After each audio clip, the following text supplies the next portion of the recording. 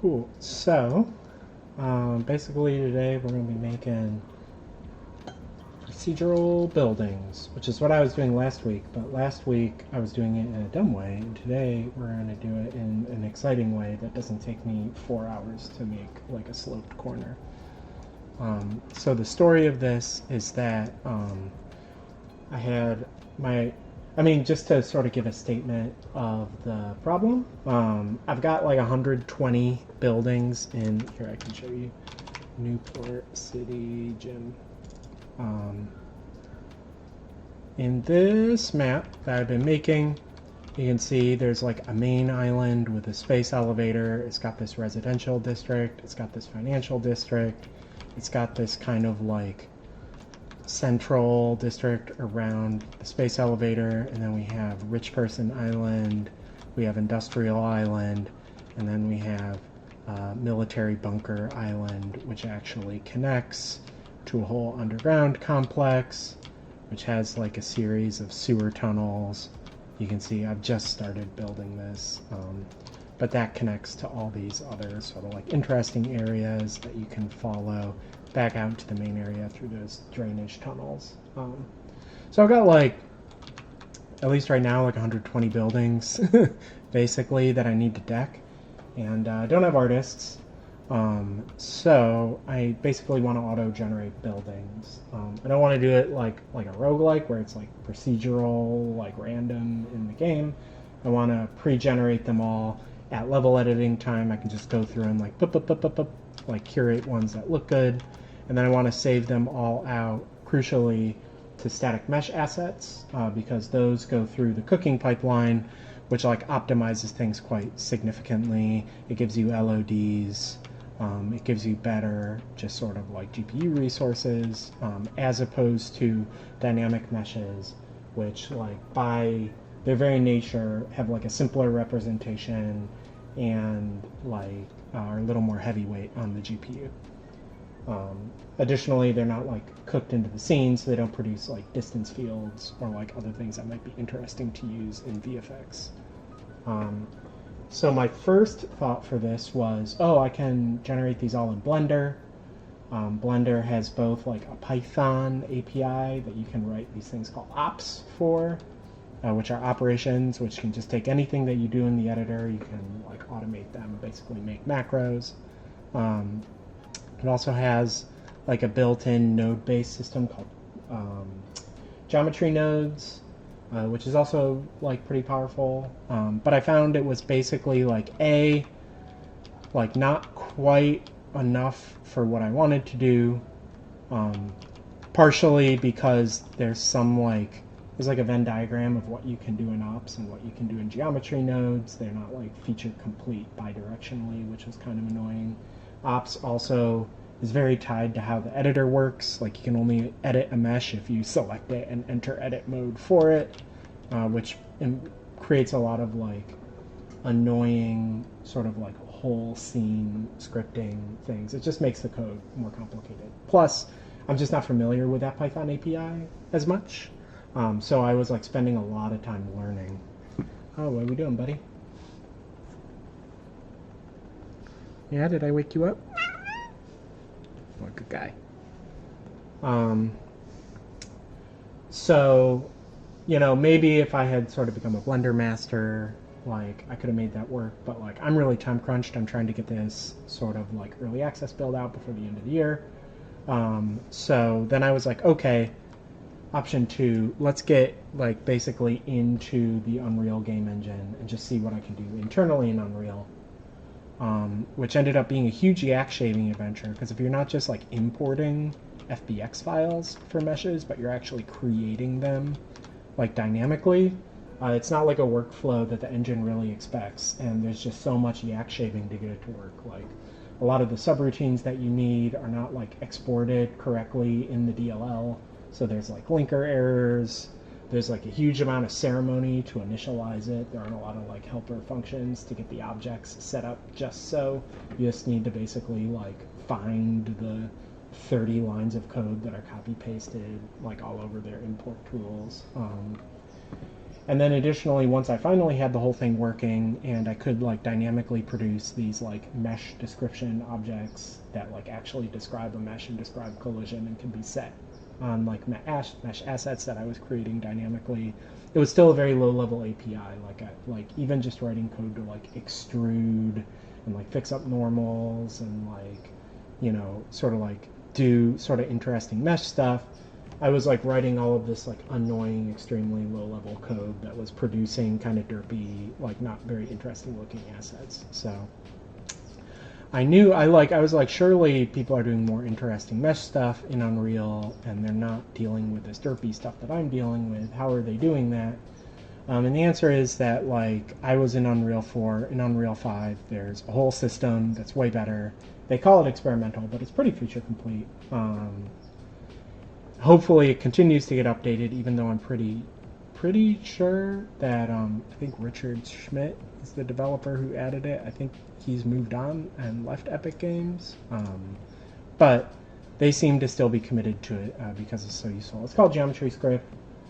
They say script like it's a programming language. It's not really. It's just a bunch of blueprint nodes, but are like a much more thoughtful process for making meshes. The big blocker there is I was on 4, I wasn't on 5. I don't like being on bleeding edge versions, but also there's some like weirdness upgrading to 5. Like they changed the physics engine from PhysX to a completely custom internal solution. They changed all their math from using single precision numbers to using double precision numbers, which increases the memory footprint and also sort of like increases the amount of like CPU stalls waiting for memory. So there's like a kind of performance hit in that case.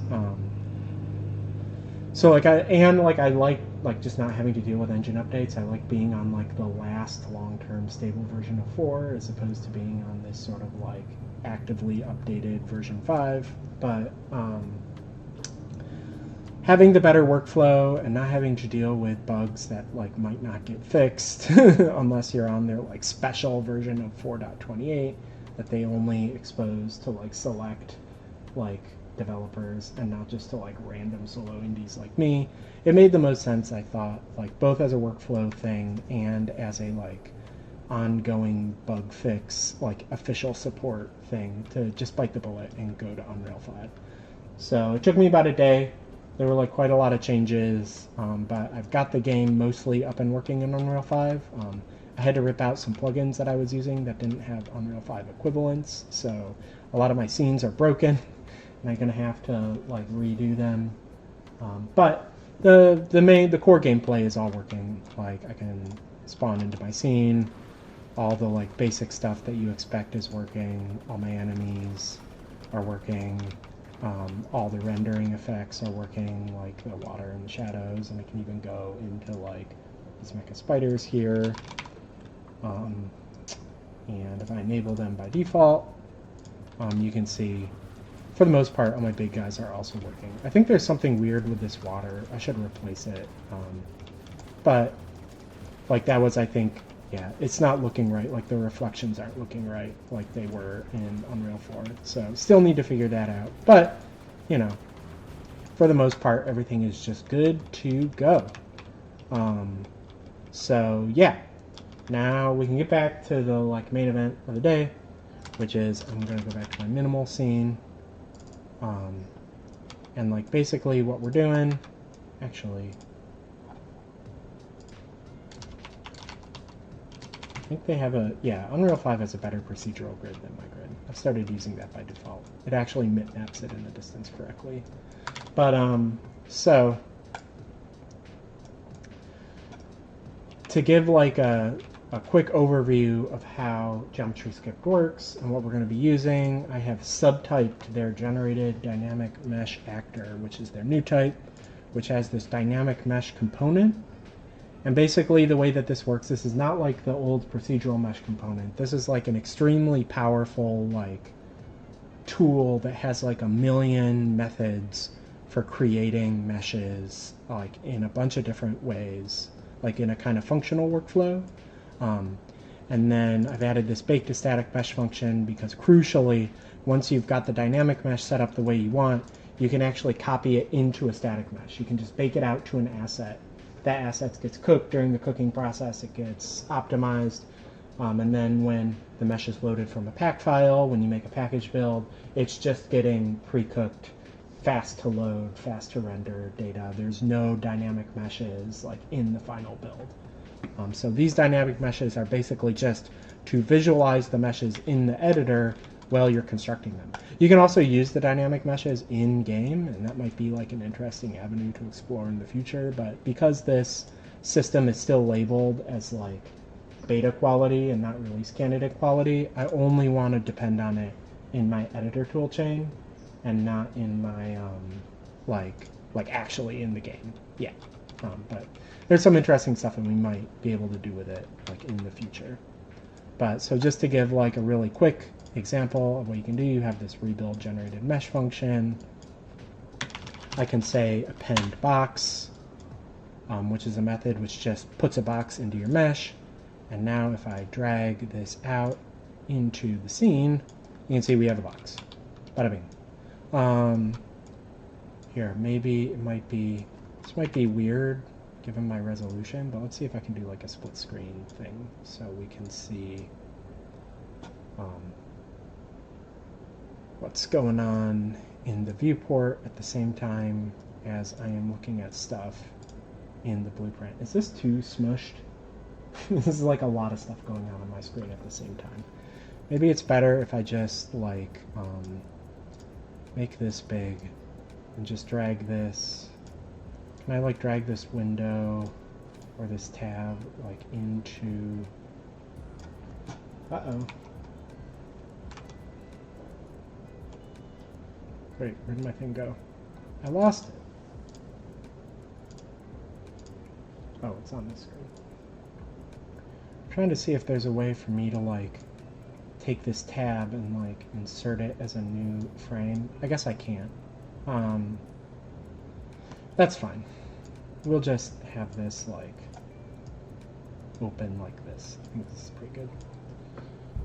Cool, so you can see like I've started adding some parameters of like, okay, for buildings, I want the building sizes to all be like multiples of 1 meter. So instead of having like, you know, the normal Unreal units, which are all centimeters, I'm just gonna have like X and Y sizes, which I can sometimes float, multiply by 100 centimeters to get a number of meters.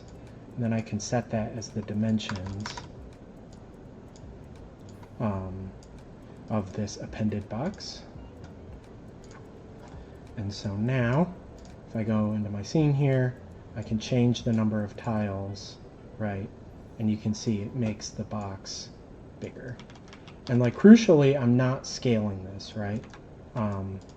So like originally when I was trying to build buildings out of jigsaw pieces, I was doing a lot of scaling, and that was a problem because the Unreal Engine, for instance, static meshes, which is what I was using as the jigsaw pieces, just transforms the normals using the regular model matrix as opposed to doing what's called the like inverse transpose, or I think they sometimes call it like the adjoint transpose or something matrix, which like correctly make sure that like normals are orthogonal to their surfaces instead of like getting skewed if you have non-uniform scale. So like the shading on the buildings was all messed up. I can even show, I did a quick tweet about it. I can show what that looked like. But it was like boop, boop, boop, boop, boop, boop, boop, boop, boop. Yeah. So like you can see here, like this building here, which had just a bunch of straight up and down pieces and didn't have a lot of non-uniform scaling, versus this building, which had a lot of non-uniform scaling of the pieces. They're like sampling the skybox wrong. They're getting shaded all wrong. And that's just because you can't do crazy non-uniform scales with instance static meshes, unless you're scaling along the principal axes, like with these up and down guys, where it doesn't affect the normals, the way that slanted normals are getting messed up and skewed. So that's why I like stopped working that way, which is what we were doing last week. Now, because I'm just generating this mesh internally, it just makes sure the normals are all okay. There's actually no scale happening whatsoever, even as the size of this is changing. So I also have like a number of floors in this mesh. So we can like adjust the dimension Z. Like I can say that each floor is a meter as well. We can plug that into dimension Z. Now you can see there's my like 10-story building. Well, I've already got another one of these in the scene. Well, whatever. So if we look at our parameters here, I can make like a 5-meter tall building. I can make a 10-story building. So that's just placing a cube. We haven't like done anything here which is that much interesting relative to like what we're able to do before, but now let's start looking at how easy it is to do some stuff that was a real pain in the ass before, and how we can even extend it further. So like one of the things I had in these old buildings, if we bring this back up, was that I was generating all of these like floors, right? Like I had a bunch of squished cubes. It was actually placed along the outside that like basically create the effect of like balconies, like wrapping around these buildings. So let's recreate that effect. What I can basically do is come into here, and we can make a for loop. So for loop. We're going to go from, this is a little bit different than like a typical for loop. We're going to go from the first index to the last index. Usually you think of like in programming, you go from 0 to n minus 1. This one goes from 0 to n. So I might be inclined to like subtract 1 from this and plug that in as the last index, but I actually want to place like a balcony like also at the top to kind of act as a roof. Maybe I'll change that later, but like that's what I'm going to do for now. So actually we're just going to work left to right here. So if I take these floors, and then we're going to append a cube for each floor. So they have set this API up such that each mesh that you pass in gets returned down here. That way you don't have to have a million pins out of the input. You can just pass it along like a pipeline. And then basically the dimensions of each of these, I think what we're going to do is the dimensions of all the balconies are going to be the XY size. So there we have X and Y. And then, actually I don't want to execute this yet, but let's come in here. The height of these, they're all just going to be 50, so they're going to be half the size of a floor. And then over here, when I'm putting this like central cube in, I'm actually going to subtract. Do I have a parameter? Let's make a new parameter. Let's say just the floor inset. So we'll make this a float. Float, that just means number. It comes from programming. They're called floats in C as well. It's float in the sense of like you have a number and then you place a decimal point inside of there, and you can float that decimal point left and right. So it's like scientific notation, except scientific notation is base 10, whereas floats are base 2, but it's the same basic idea. So it's like a floating decimal point is the idea of, I'm pretty sure that's what float means. So we're going to say the inset is maybe like 25 centimeters. So then we can just drag that out right here. We can subtract that, plug it in there, copy paste, subtract, plug it in. So now the central box here is going to be inset by 25 centimeters. Actually, the inset is actually going to be here. Let's make this, I'm going to make a math expression.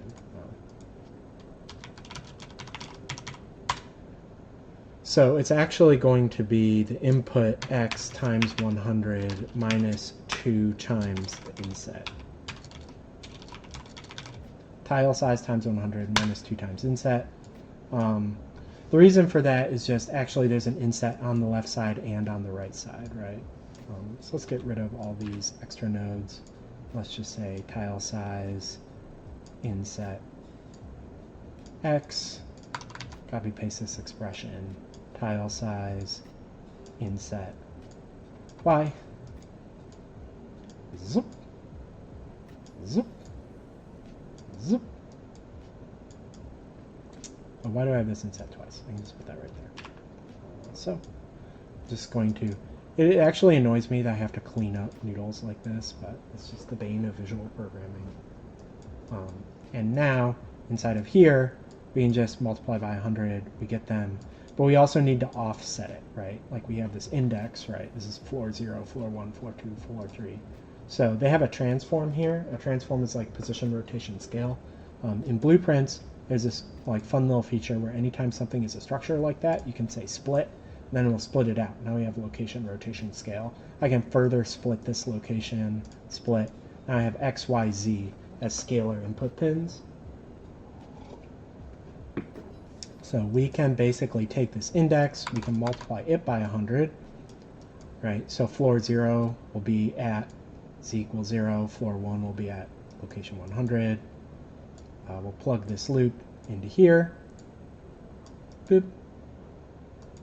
Maybe like pull it up so the noodles aren't all overlapping or whatever. Compile, come back out here, and now you see, whoa, my goodness, my camera speed is so high. Let's take it down. Here we go. So you can see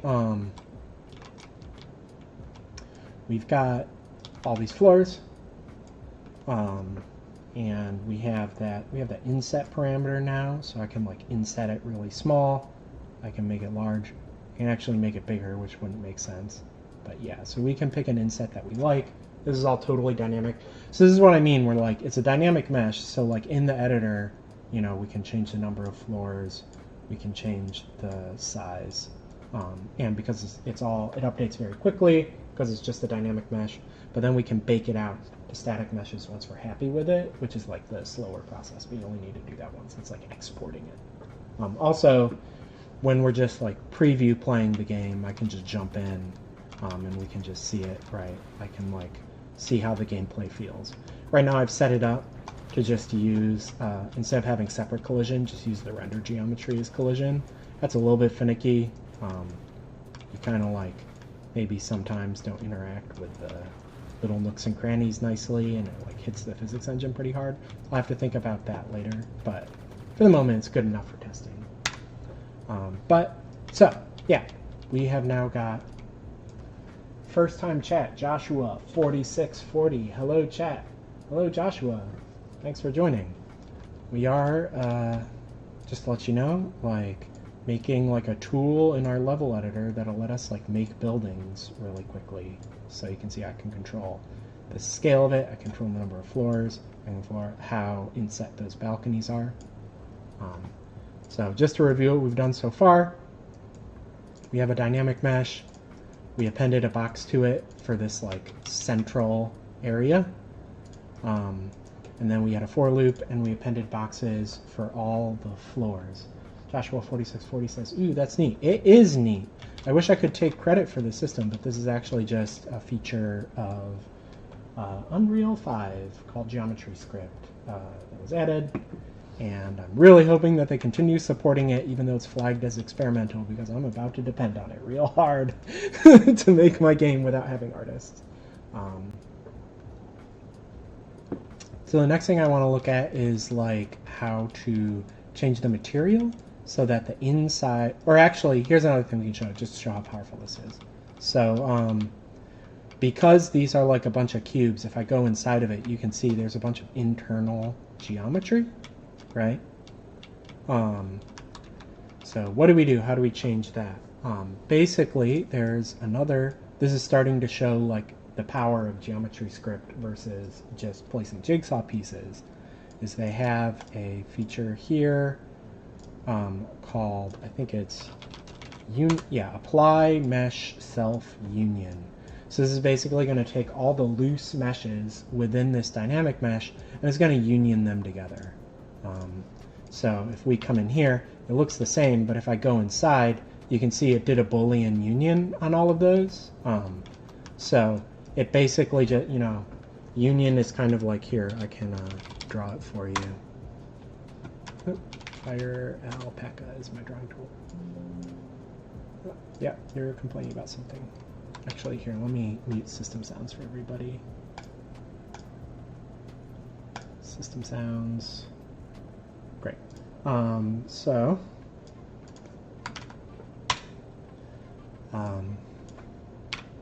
if you have basically like two shapes, right? Like here's the first shape and here's the second shape, right?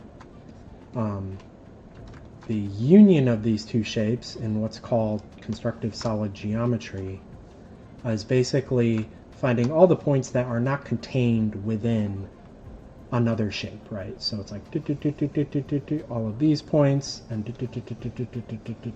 all of these points. But this inside of the Venn diagram, we're not going to do that, right? So in the same way, all the internal faces of this cube, right? Like when we're not unioning them together, you have all these internal faces, right? That's kind of like these things here, right? Whereas once we do apply this sort of self-union, now we have just that external faces.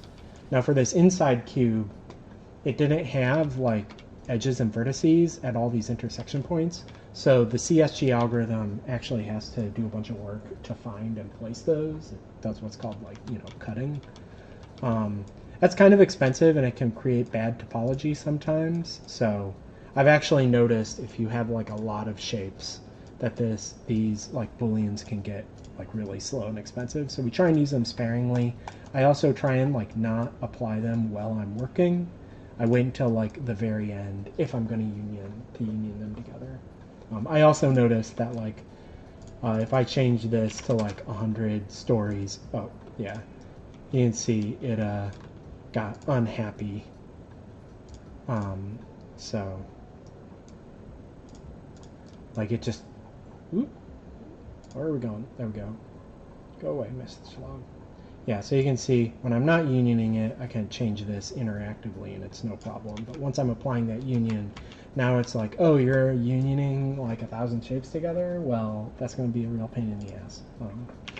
So that's more of like an optimization. But there are some like other neat things that you can do other than just optimizing meshes with booleans. So like one of the ones that I was playing with yesterday, and I'll show it here, is like, so one thing you can do with this mesh is you can, it says compute uniform point sampling. And this is basically just uniformly picking a bunch of points on the surface of this dingus. Actually, I think the better way to do it is you can do what's called build BVH for mesh. It stands for bounding volume hierarchy. And as long as I don't edit the mesh, this will remain valid. And this lets you do very fast, like closest point queries and stuff. So like now I could like, for this mesh, I could like get the bounds.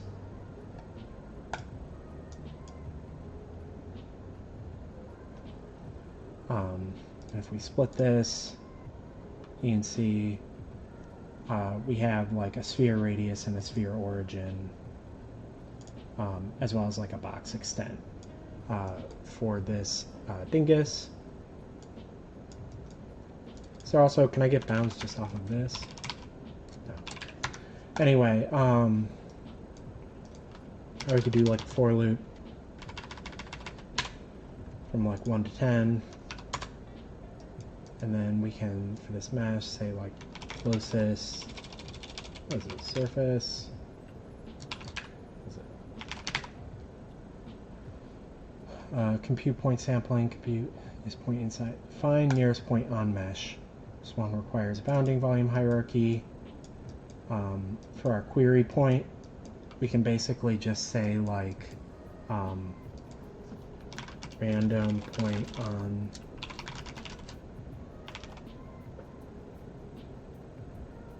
yeah, we'd say random point in bounding box. The center is the origin. The half size is the extent. we can pass this point as our query point, and then we will have found the nearest result, which you can see it tells us the triangle ID, it tells us the position. So then another thing we can do before we enter into that loop is we can actually, they have these things called, you can say create compute. I think I need to actually get my component for this. Actually, no, it's on the actor, so I think they call it a compute mesh. Yeah, allocate compute mesh. This is basically like we have one mesh, which is what we're actually rendering, but we can make any number of other meshes that we can use as like brushes, right? So we can actually like make a compute mesh. We can append a sphere to this compute mesh. We'll say, I don't know, your radius is like 100. We'll just give you like a resolution of 4. And then we can find all these points on the mesh, and then whenever we found a point, what we can do is we can make another compute mesh. So here we'll say allocate compute mesh. Then what we're going to do inside of this compute mesh is we're going to, actually we don't need to do this here. So inside this loop, we can just like append sphere when we have found a point, and then we want the split struct pin location of that sphere to be the position that we found, right? So here I will plug this into the for loop. And then what we can do once we're done with this loop is we can say apply mesh boolean. So the target mesh is our regular mesh. The brush is this compute mesh that we made, right? Then the operation is going, here I can just say union for now. But we'll do this when we complete this. And then once we're done with that, we can release all compute meshes. We want to do this at the very, get rid of that brush. So I can do this, and oh, something's very unhappy here. What is it? In element handle. I think this is not a good way to get bounds.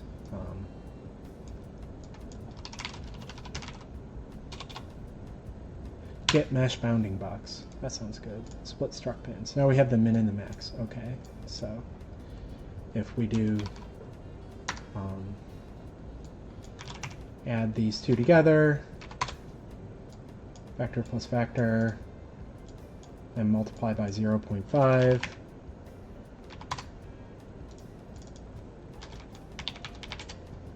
That's the center. And then if we take subtract max from min, and we multiply that by 0.5, we'll get the half size. Now this should work. Great. And nothing is happening. Let's put a breakpoint here and see. Oh, breakpoints are not happy with this. I guess it didn't find any. It didn't find any of these. Here, wait. What if we just did?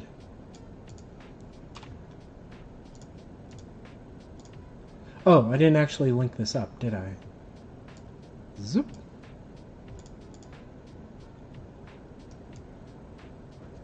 Oh, this is taking forever. There we go.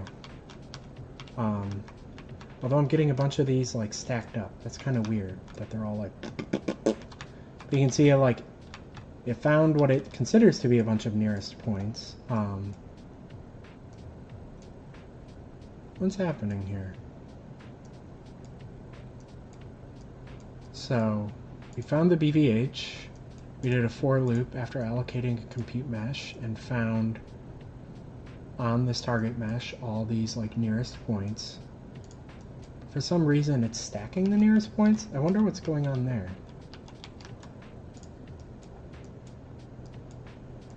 Completed.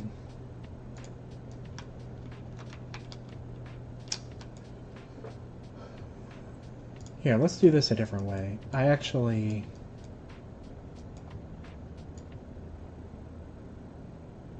There was a way I had done this before where it was like, here, I can just delete all this.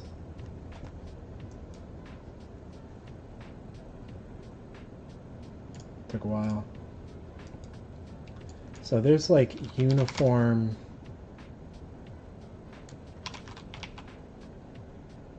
compute point sampling. What are the options? It says computer sample points lying on the surface of the target mesh with the supplied options. They're uniformly distributed and non-overlapping. Okay. So we'll say our sampling radius is like 0.5 meter. We want to have at most 10 point samples. We'll pass 69, 69, 69 as like a random seed. And they're saying that density should be 10. We'll figure out what that means later. But now we can say for each sample, then we can say allocate compute mesh for each sample, which has a location, rotation, scale. Actually recombine these. We can just say append sphere.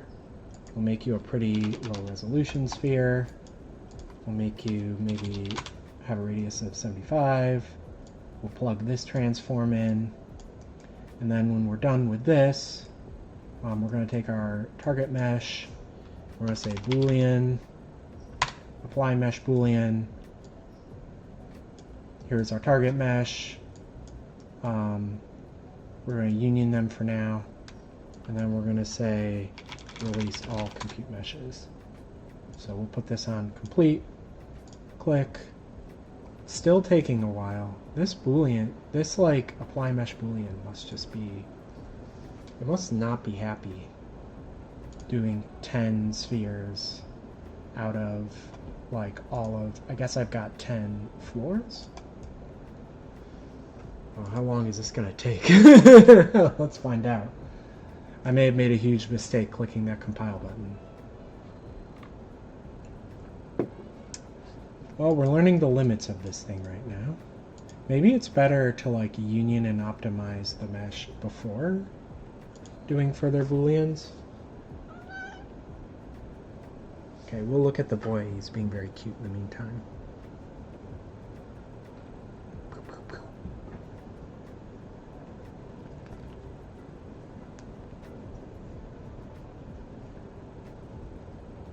You trying to bite me? You being fierce?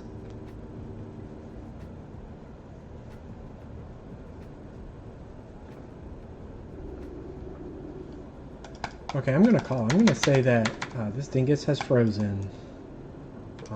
So hopefully I saved recently, but I'm just gonna kill the process from the debugger and start it over again. So pardon me for a moment while we relaunch the engine.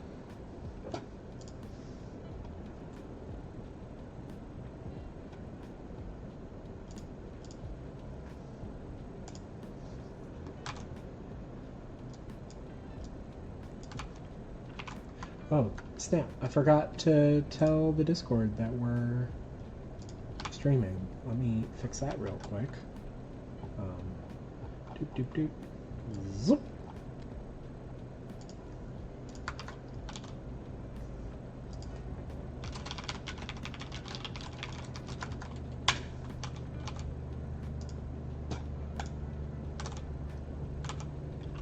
Cool, so now we can bring our big boy back.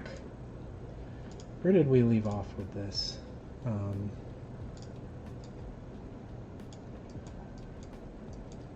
Okay, this was like long before I was doing any of that point stuff. So let's try this again. What if we maybe I union it first.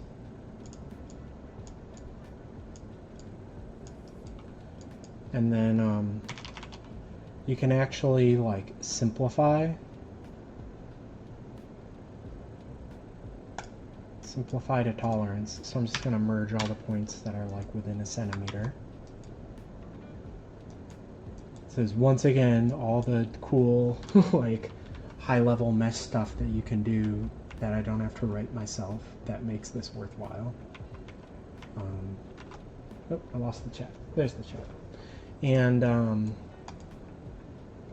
then let's say uniform. Let's get compute point sampling. And let's just say that like I'm going to say max 2 points rather than 10 for now. Make the random seed 420, just a completely randomly chosen number that has no significance. We're going to allocate a compute mesh, release all compute meshes, do a for each loop. When we're done, we release it. And then inside this for each loop, we are going to add a sphere, or they say append. We're going to make it like a really low resolution sphere at this transform. And then when we're done, before we release the compute, we're going to take our target mesh. We're going to say mesh boolean with our compute tool mesh, and we'll plug this in, we'll plug this in, and then we will hit go. Okay, that one ran pretty quickly. Yeah, now you see we got it, right? That is more than 2 points, though. Maybe that's what was taking so long last time. Wait, what is this? Max number of samples, 2. But then you come in here, and there's clearly more than 2. And they're still, like, popping up like this. What is causing that? That's so weird.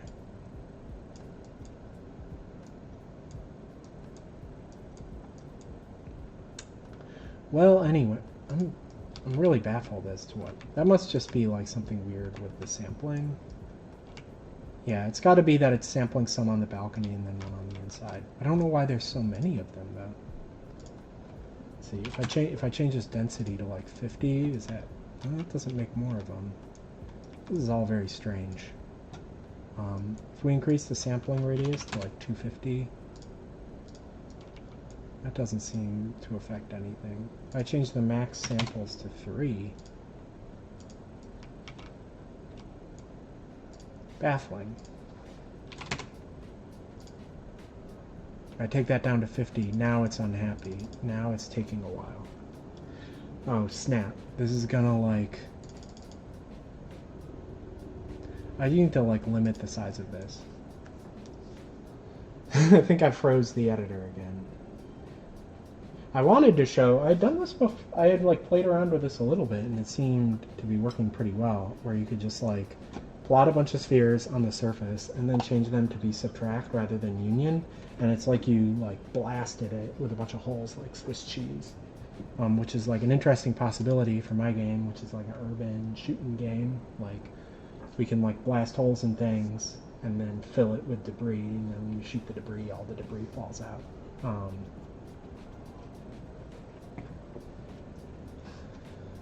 Okay, I'm gonna like count to 10, and if this isn't doing anything within 10 seconds, I'm gonna consider it frozen again. So 10, 9, it's appending it to this compute mesh, which is what's strange. And this thing is pre-compute, I don't know. 10 Mississippi, 9 Mississippi, 8 Mississippi, 7 Mississippi, 6 Mississippi, 5 Mississippi, 4 Mississippi, 3 Mississippi, 2 Mississippi, 1 Mississippi. Okay. I don't think... I've seen recommendations that you're supposed to save these compute meshes to a variable before using it, because otherwise you're like allocating a bunch of compute meshes. But like, this is like an impure node, so I don't think that's how this actually works. I think this return value is just an implicit variable. That's like whatever the last return value of this function was. But Maybe I'm wrong about that. Anyway, killing it in the debugger, starting it over again.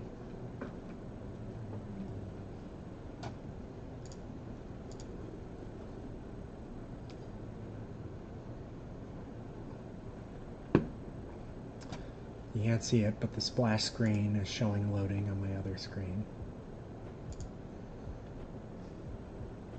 Zoop. Okay, we're back here. We're back to before I started messing with this. Oh, okay, this just has this apply, simplify for tolerance. Anyway, that's fine. I was gonna make it look like Swiss cheese. You can see I had kind of, like if you looked in my announcement vid, right, like I had blown a bunch of Swiss cheese holes in a building. So, whatever. So let's do some of the other things I want to do. I want the interior sides to have a different material than the balconies. So I already kind of set this up where you assign 2 materials to it. I did some research, and the way that you assign materials to things is actually pretty straightforward. It's once you understand how it works. So every time you add something, it's added to material group 0, right? And then there's an option here, which is remap material IDs. And what you can do with this is you can say, I can say remap anybody who's in 0, put it into 1, right? And then all these new boxes that have been added, they're all going to now be in 0, but the inner one is going to be in 1, right? And then what I can do in the very end, and just to make sure I'm doing it at the very end, I'm going to add a sequence node. Nope, I lost the chat again. There we go. And so then in the very end, I think the function is, what is it? Something material set. Configure material set. So we can make an array. We have 2 of them. We know that, yeah, I wanted material A to be for the balconies, so that is going to be material 0. And I want the secondary material to be on the inner cubes, that's going to be material 1. And now when I recompile, you can see we have a different material on the inside versus outside. It's still 1 mesh, it's not 2 meshes. We're still unioning it and simplifying it, so everything looks good. I don't actually think I need this simplified. There are options if you expand the union to have it say hey, you should go through and do a simplified pass that's based on planar tolerance. So I can say hey, if the planes are within 5% of each other, you should merge them together. That just gets rid of a bunch of little triangles that get cut out. But so yeah, now we've got this. So compared with the buildings I had before, I think the only thing that's missing is I had a chamfering or a beveling parameter where it could cut across these corners and give them sort of rounded corners. So I think the next thing that I want to check out is can we bevel corners? The way that I expect to do this in other systems, up until now I've been using, just from the few hours that I was practicing, these are all nodes that I was aware of. I don't know how to do bevel, so we're now officially entering new territory where you get to watch me find out in real time.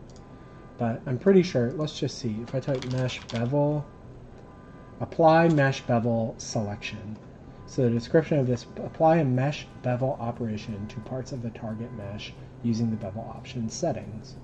And then it takes a mesh selection structure.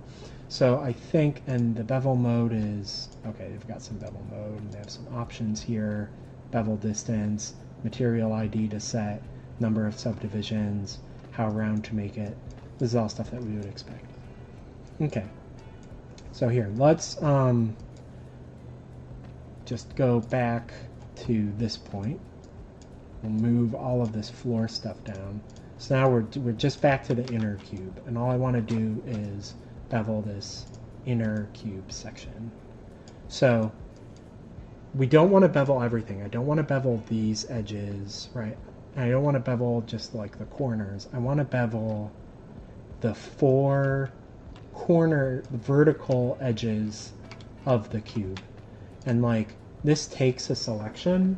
So if this works like Blender Geometry Nodes works, the way Blender Geometry Node works is a selection is like a Boolean expression, which says like any edge which matches this condition, then I want to filter it to just that. I think in this case, this is less of a functional programming language, and this is more of like an object-oriented thing. So I think a mesh selection structure, I think this is just an object, right? Like we allocate a selection, and we pass that allocated selection into here. So let me see. If I type here and I type select, I can say select. Okay, so there's options to select by normal angle, select elements in box, select elements in sphere. Okay, so we've got a bunch of different methods. Select mesh elements in box with bounding value hierarchy. Okay, let's just say select elements by normal angle. In the selection type, we have vertices, triangles, or polygroups. So maybe I'm selecting, what am I selecting? What does this say? Create a mesh selection of the selection type from the target mesh by finding all the elements that have a normal vector that is within the angular deviation from the given normal. Okay.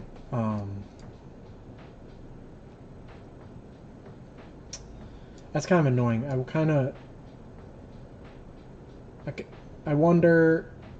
Let's think about this. Maybe I can select the top and the bottom, and then I can invert the selection. So the normal is within, you know, let's say within 5 degrees of pointing up. And then is there a way to, like, combine the selection? Yeah. You can combine 2 mesh selections. So we can also forward along.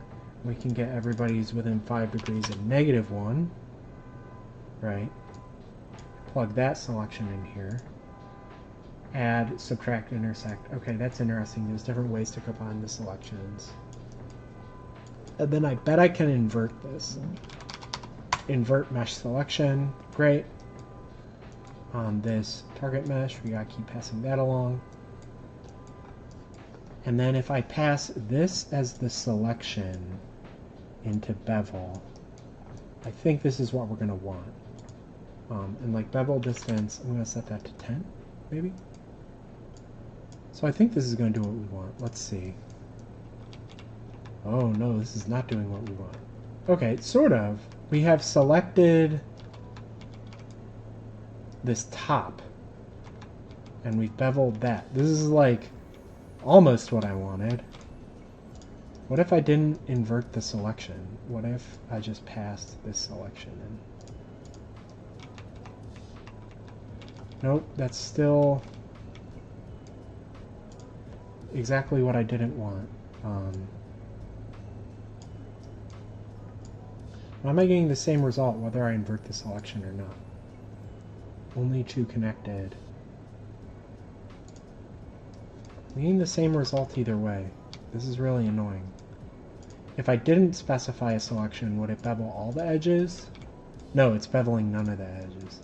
Do I have like a select all?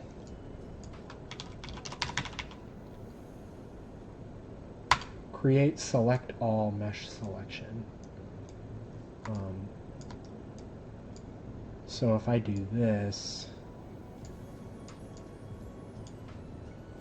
this should bevel everything? No, this is beveling nothing. I'm so confused.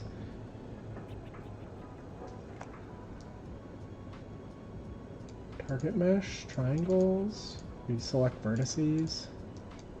That's not doing anything. Is bevel broken? Like, what's going on? Wait, let's just do like a quick Google search. Unreal Geometry Script bevel broken.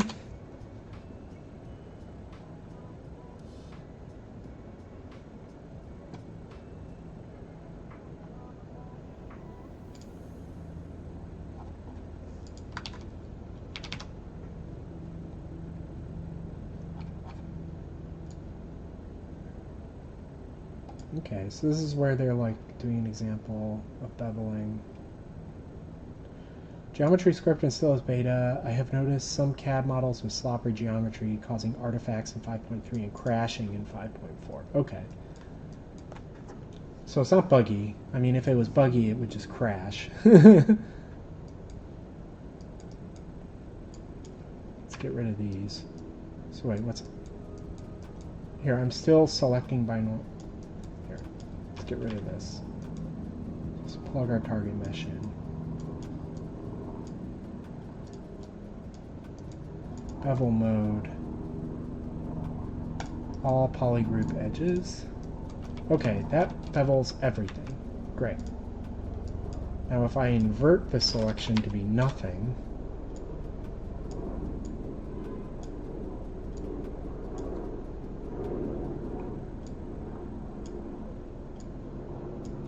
this should like bevel nothing. Okay, incredible, great.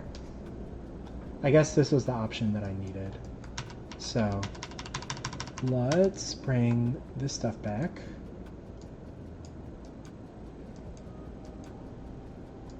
And then let's say invert mesh selection.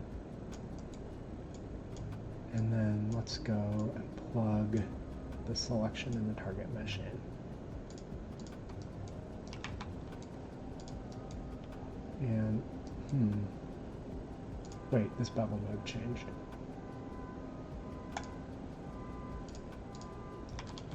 Okay, now we're doing everything again. What? I guess this couldn't have selected everything, right? Like if I didn't invert it, and we just did this,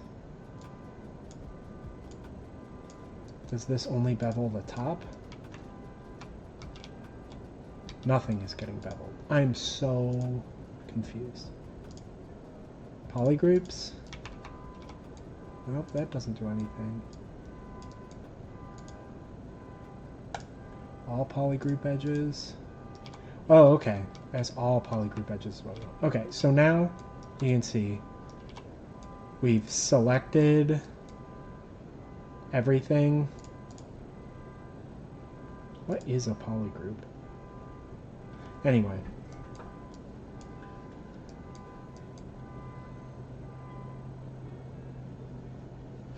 Won't think about it. Bevel is more what you might call a guideline than an actual rule. Yeah, I think this is just a case in which let me get this person's name right, so I'm not quoting them wrong. Unreal Geometry Script.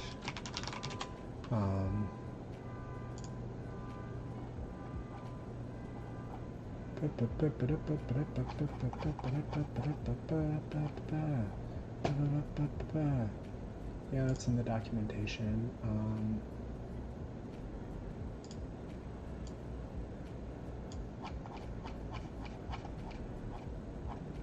Well, anyway. Unreal Geometry Script.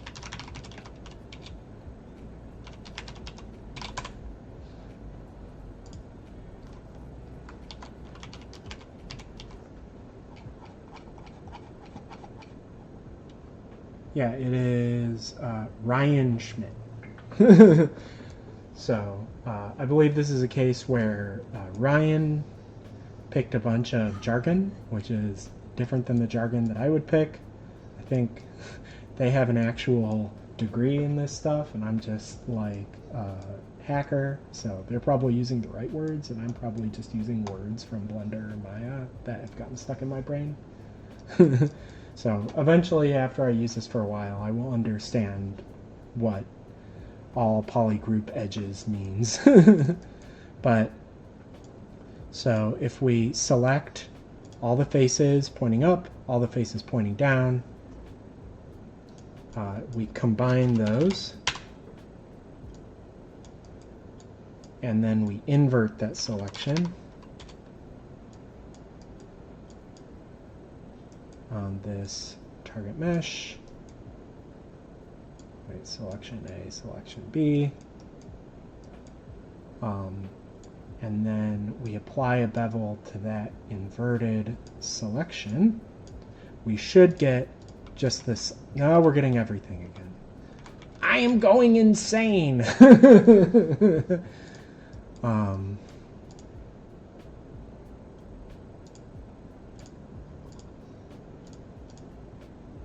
What is happening?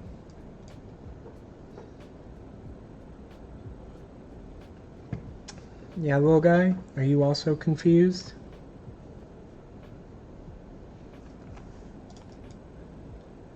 Here, let's pump this up to 25 just to make it a little more obvious. And then bevel mode.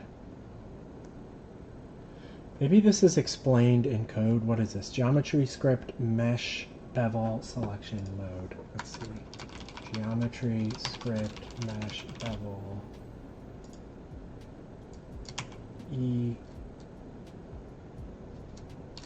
geometry script mesh bevel selection mode.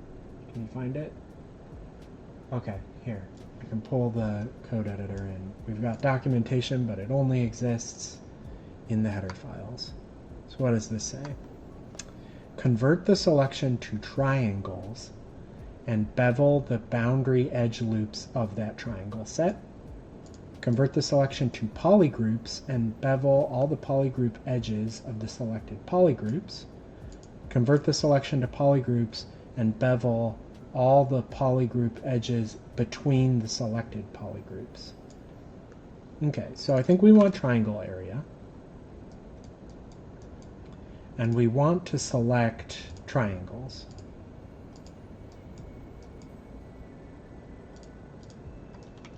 Nothing. It should be all, oh wait. Wait. I'm figuring it out. I'm having a brainstorm.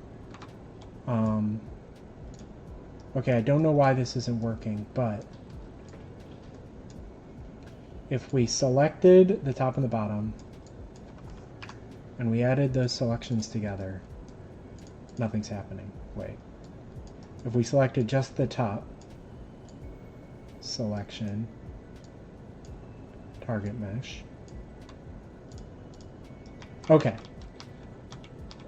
So step one. What happened was we selected the top face, which is like two triangles, but we selected all the triangles that were facing up. And then the triangle area bevel mode means that we're putting a bevel on the edge of the boundary of all the facing up triangles. So I think what we actually want to do, now I don't know why when I combined the selection with this one, oh, I had intersect. If I say add, yes, this puts it at the top and the, no, well, I'm using the wrong selection. So that's down the top and the bottom, yes. This is because I've selected up here and I've selected down here, and it is putting the boundary, is putting the bevels on the boundary between the selection. So even if I inverted this, it would still put them here, right? Because that's still the boundary. Like inverting this doesn't matter.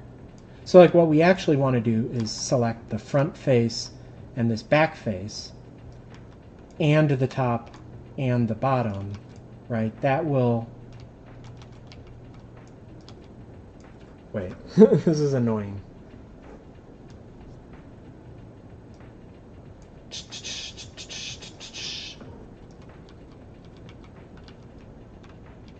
If I select the front face and the back face, right? So basically everybody who's pointing forward and everyone who's pointing backwards. Okay, now we're getting closer. We're getting these vertical lines, but we don't want it to bevel on the top. I could add the top and bottom to the selection, but then we would be in a situation where it would create a bevel here and here. Oh, this is tricky.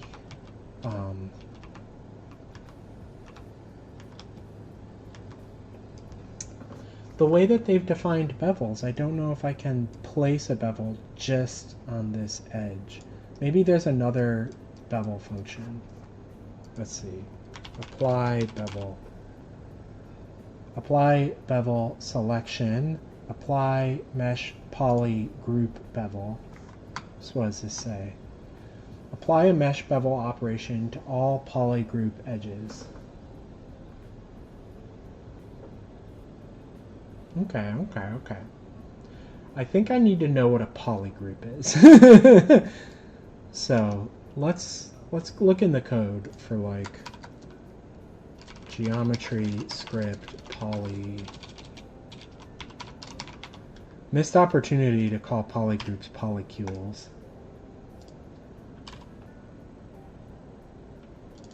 F polygon group ID. What is this? So these are mesh types. This is in, oh, this is from mesh description. So the group ID in F mesh description were material IDs. Is that the same thing as like mesh polygroup? What do we have? Split mesh by polygroups. Mesh has polygroups. Apply mesh. Polygroup bevel, get polygroup IDs in mesh, set mesh IDs, set polygroup for mesh selection.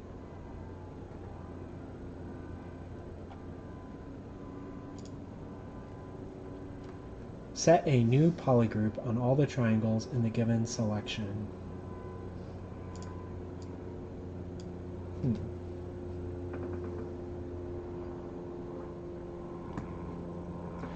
I wonder if what I can do is split the mesh. If I select the top and the bottom, and then I split the mesh, so we have the side faces, and then we have the top and the bottom, and then we bevel only the one that has the side faces, and then we recombine it. I wonder if that works. So is there some kind of like split or decompose? Here, what's everything that takes a selection? Geometry script, containment, decomposition, copy mesh selection to mesh. Extract the triangles identified by the selection from the target mesh and add it. Mesh edits, delete selected triangles from mesh.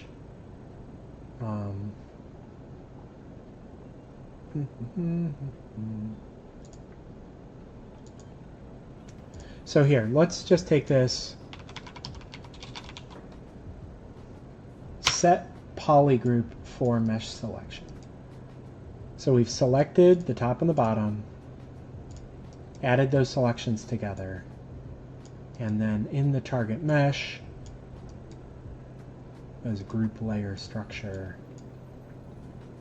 Group layer index, let's call you group layer default layer. We'll make you not the default layer. Generate new polygroup.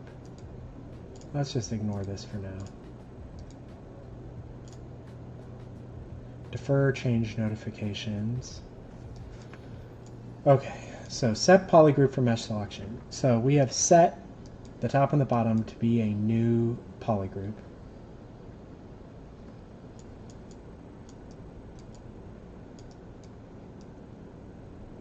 And actually, if we invert this mesh selection, passing in our target, and then we use that as the selection. Now we've created a polygroup for the sides, and we have this new polygroup ID. Now we can bevel by apply mesh polygroup bevel. Options. Bevel distance. Wait, apply it to all polygroup edges. Wait. Here, what's the other bevel?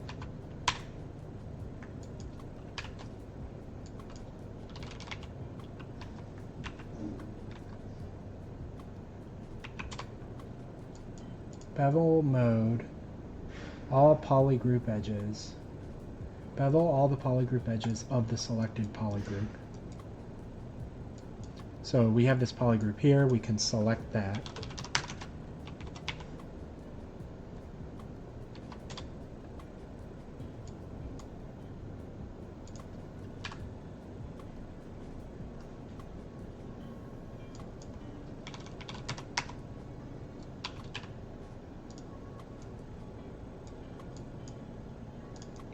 And what are these other ones called? Select.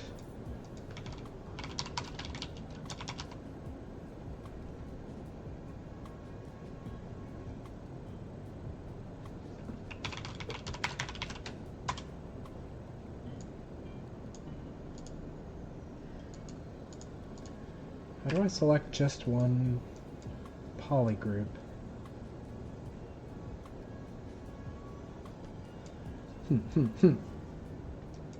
Well, I guess we already have it selected. So we'll just pass that selection in. Pass that target mesh in. We want all polygroup edges. We want to bevel 25 centimeters. Does this work? This is giving us this again. Okay. So we're getting a bevel in between these two faces, but we're also getting a bevel in between here. I think I need to go back to what I was thinking before. I think I need to split this mesh into just the side faces and just the top and bottom faces. Actually, that's interesting. Okay, no, this is still going to be a problem. Okay, let me think.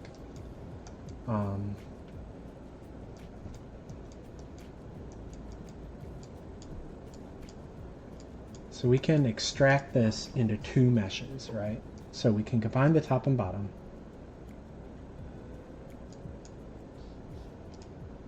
And then we can say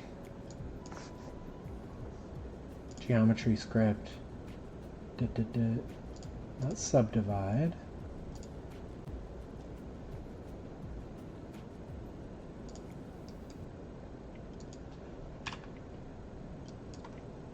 But we want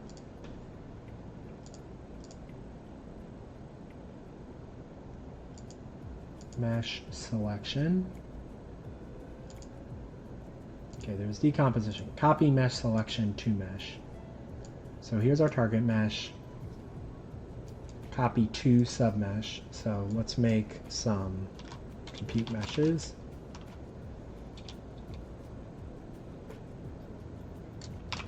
Allocate compute mesh. Allocate compute mesh. So then here we allocate this compute mesh. We're going to copy the selection to that submesh. Then we're going to invert the selection. This is a wild thing that I'm doing, but I think it's just crazy enough to work. Allocate another compute mesh. Invert this selection. And copy the inverted selection to this submesh.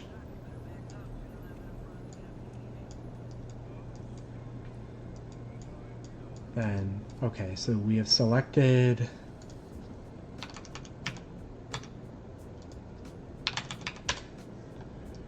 we've selected the top and the bottom. So this is just the top and the bottom faces. This is just the side faces. We want to select all of this.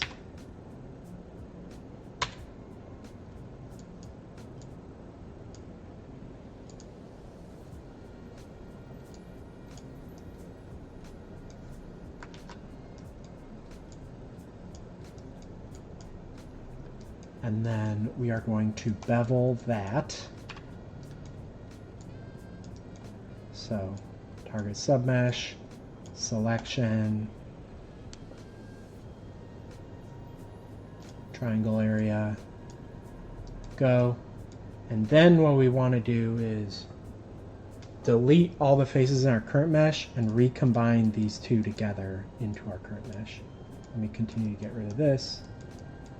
This is wild. Okay, so here's our target mesh. We're going to delete all. What can I say? Can I say clear?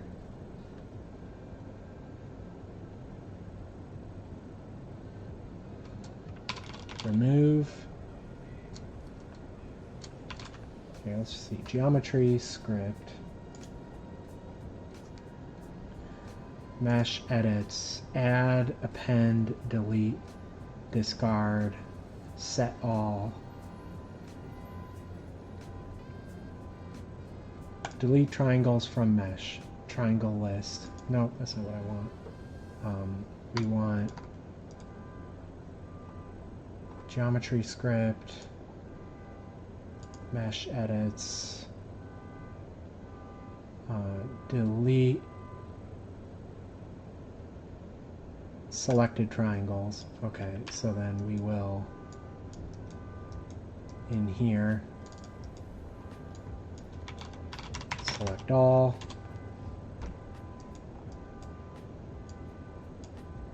And pass that in as the selection, this in as the target mesh.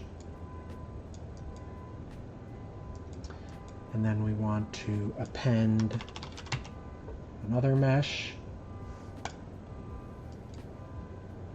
We want to append the top and bottom, which is this one.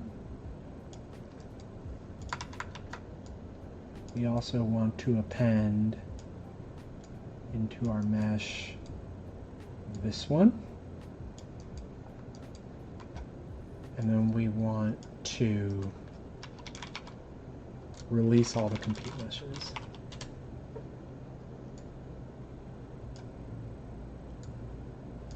Yep, not release compute mesh. Release all compute meshes. So this gets plugged into this. So many boxes. Well, something happened. We definitely deleted some faces.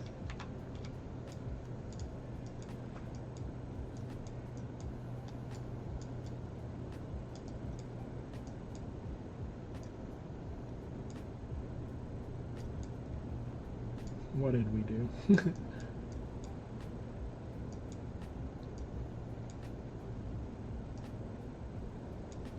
Here, wait, if we just stop after the delete, then there's nothing. So something's getting appended. Got just this like one face left. What have I done? Oh, you know what? First of all, this should be -1. Okay. So the top and the bottom. Oh, whoops. We forgot to plug the target selection into here. It's weird that I didn't get a warning about that.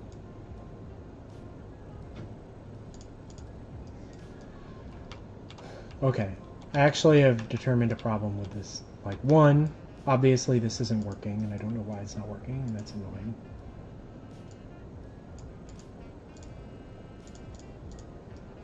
Yeah, so I can get this to work, but I realized right before I did it that, like, even though we have this, like, edge here now cut, and we're not still creating polygroups, are we? No.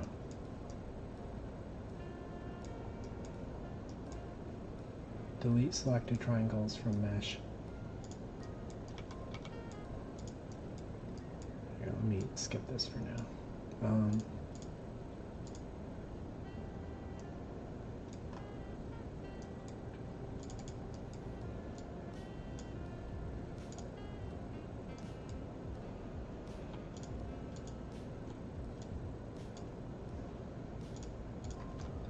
Yeah, so even though we can like bevel this edge, we need it to be one mesh because we don't want to bevel this.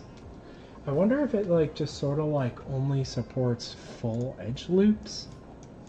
This is all very annoying. Wait, let me see.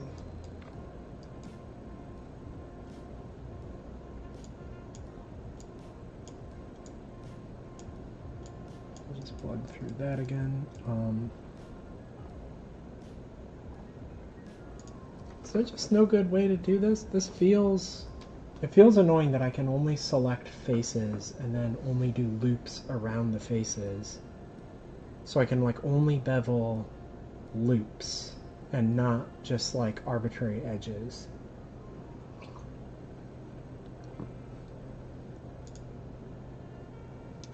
What is the right way to do this? Because there's no set of faces.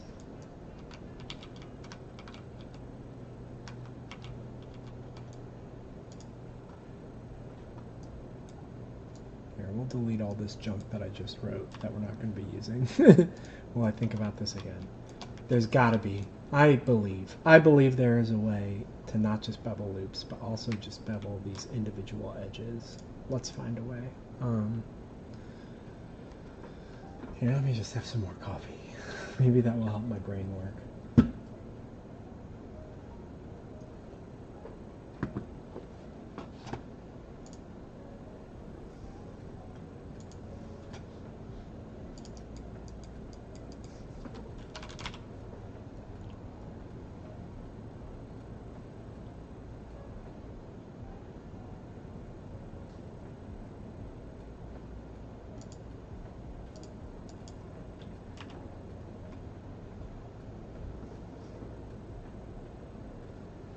So if we...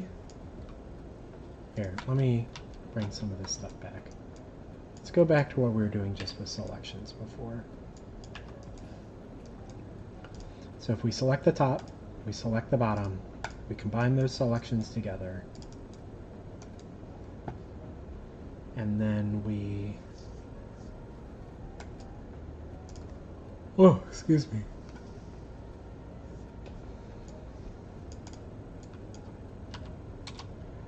We invert the selection.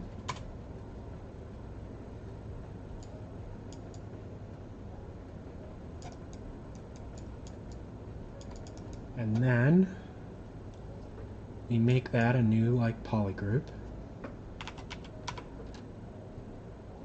Set polygroup for mesh selection. We're going to make a new polygroup. I'm going to call you polygroup 1. And then on this mesh, we're going to say bevel, apply mesh bevel selection. The selection is the same inverted selection that we used to make the polygroup. And we say all polygroup edges. I might not even need to make this polygroup, but wait, let's see. So we'll say depth is 25. Okay, once again, we have gotten the top and the bottom.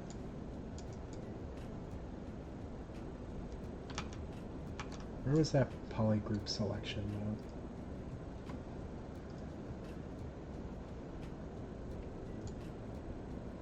Convert the selection to polygroups and bevel all the polygroup edges of the selected polygroup. Convert the selection to polygroups and bevel all the polygroup edges that are shared between selected polygroups. So this is like nothing. And polygroup edges, it's only doing the top and the bottom.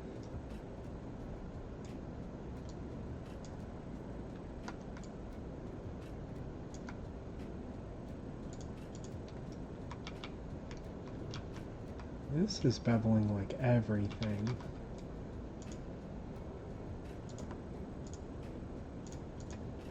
Yeah, triangle area is only going to bevel the top and the bottom.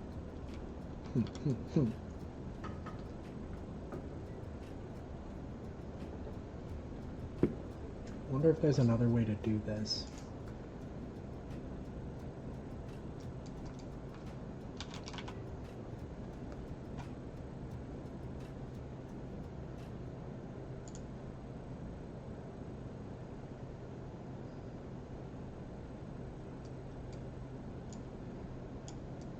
Here, so we can make a polygroup. It'll be polygroup 1. And then for this mesh,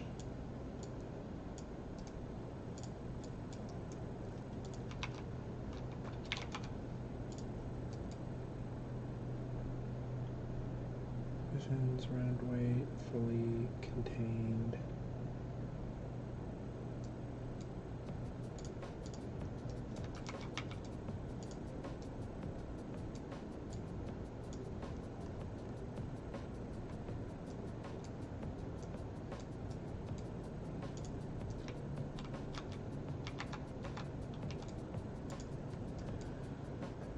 What is happening?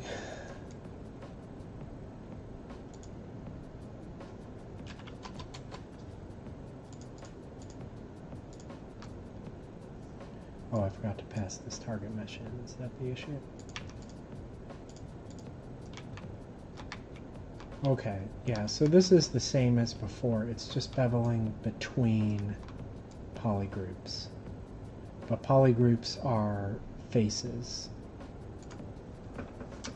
How do I do this non-manifold? Is there just no option to do a non-manifold bevel? I cannot believe that that's true. Let's look through just the list of functions and see anything that refers to edges and not faces.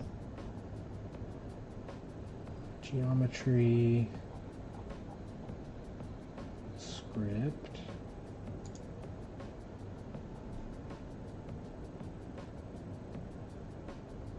Subdivide. It's not quite what we're thinking. Texture utils. Transforms. Okay, it's just moving it around. Utility. UVs. Not doing that yet. Vertex color. Voxels. Different ways to simplify a mesh. Some stuff for dealing with polygons, stuff for dealing with boxes, stuff for dealing with rays, stuff for dealing with transforms, selection queries, selections, interacting with the scene, some sanity check things.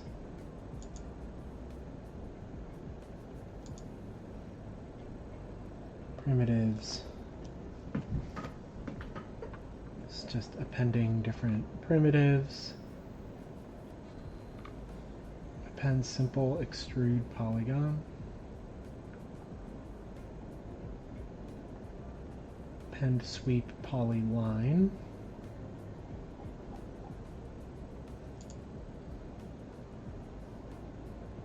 So polygon stuff, polypath, polygroup. Point set, subdivision, normals,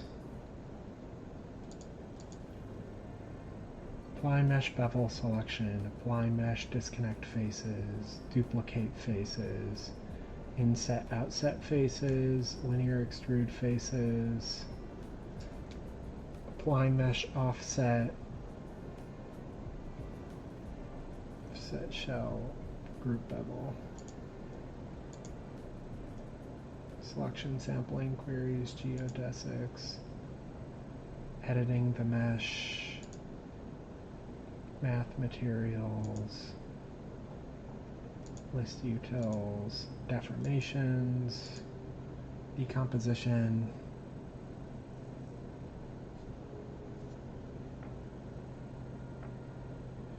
copy mesh selection, containment,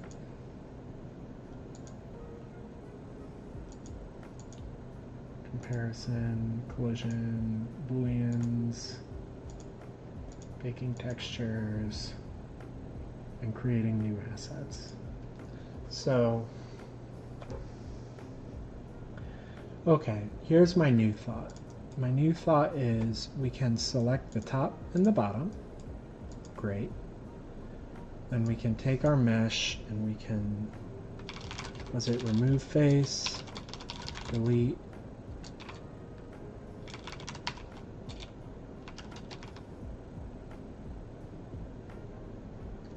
yeah, there was that mesh edit thing.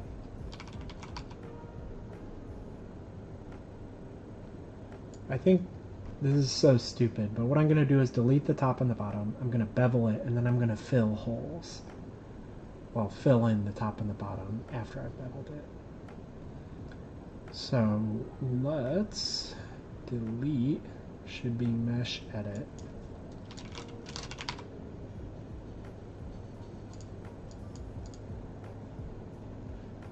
Delete triangles from mesh. Oh, no. Delete selected triangles from mesh. Here's our target mesh. Here's our selection.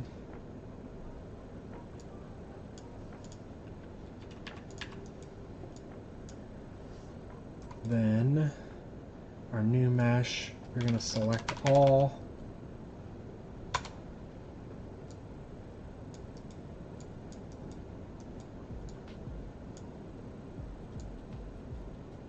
And then I'm going to bevel the selection, line mesh bevel selection. We want to do all polygroup edges. Split the bevel options and do 25 meters. And then the result of that, we're going to fill holes. Fill options, fill method, automatic, minimal fill, triangle fan. We'll say automatic.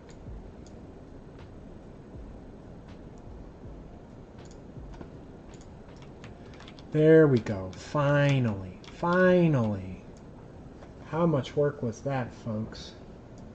It does look like we assigned mesh 0, but then when we did the bevel, they were assigned, they still have material group 0, so we have to move the material group assignment. So we can skip it here for now. Cool, and then we can actually pin off bevel selection here. Say promote variable, call this bevel amount, 25. So now we can come in here and I can tweak the bevel amount. It'll go past, but we'll just be very careful not to pick those janky values. Okay, that was a grotesque workaround, but at least it worked. So I'm actually going to extract all of this into a function, which we're going to call this new function append box with side bevel. So I can start with append box and all of this stuff. Copy, paste. We can say make vector. Nope. We can say there's an input to this function, which will just be the size.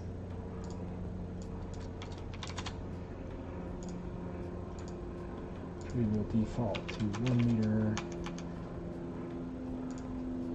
1 meter, 1 meter, X, Y, and Z. Then we're also going to add bevel. It's going to be a float. we will default to 25.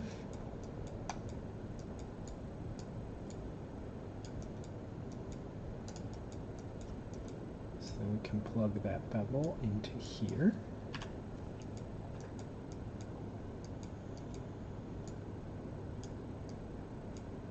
So I think I can, these can actually all just be, I don't like arranging things horizontally, but what can you do?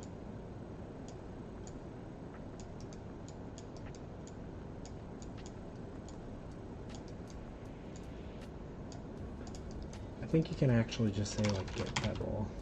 Yeah. Wait, what did I actually call the parameter? Yeah. All the arguments to a function are accessible like getters, which means you don't have to have these huge long things. We're also going to make target mesh one of the arguments, and crucially we'll make it the first one.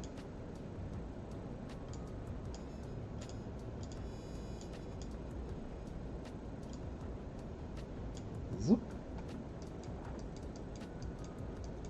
So it's going through all of that, and then we will also output the target mesh.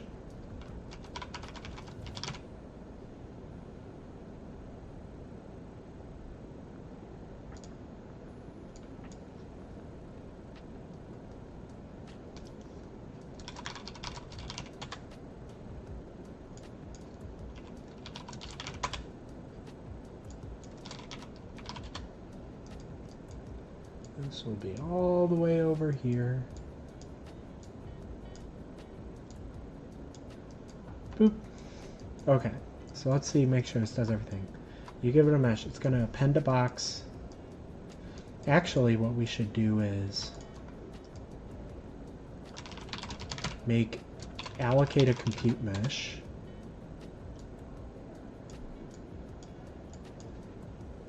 Promote to local variable, we'll call you the brush. Then we're going to pass the brush down the pipeline. And then at the very end here, target mesh.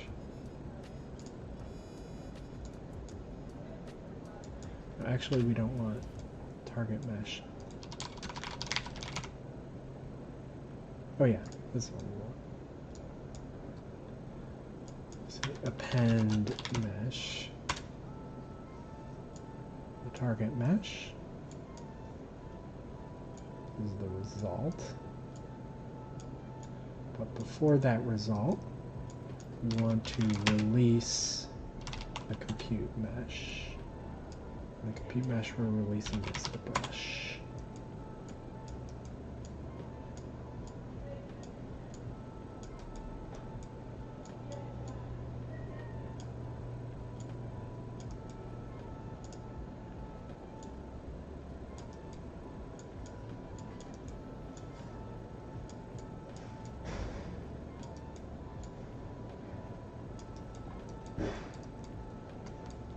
So we can see what this pipeline does is we make a brush, we append a box to the brush, we select the top and the bottom of the box, we combine that selection, we delete them.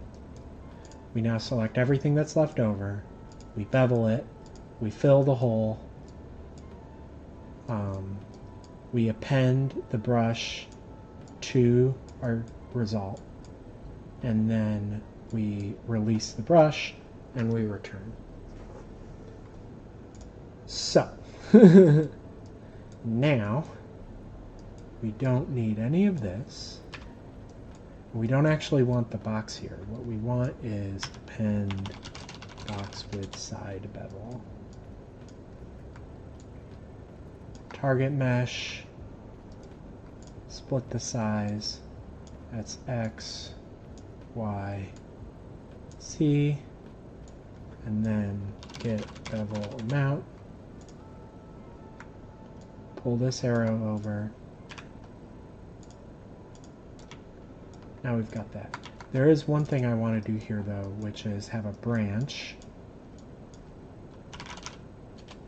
on if the bevel is greater than some, like a millimeter.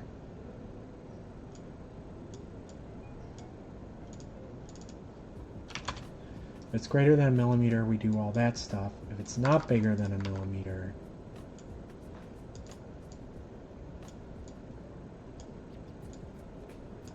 size XYZ, we just append a box directly and we're donezo.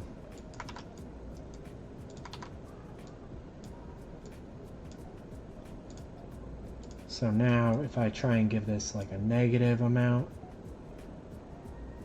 it's just going to be a box. And then if I go bevel, I should probably clamp the bevel to size X and size Y. That's over engineering. I can do that later if it's a problem. But for now, bevel amount.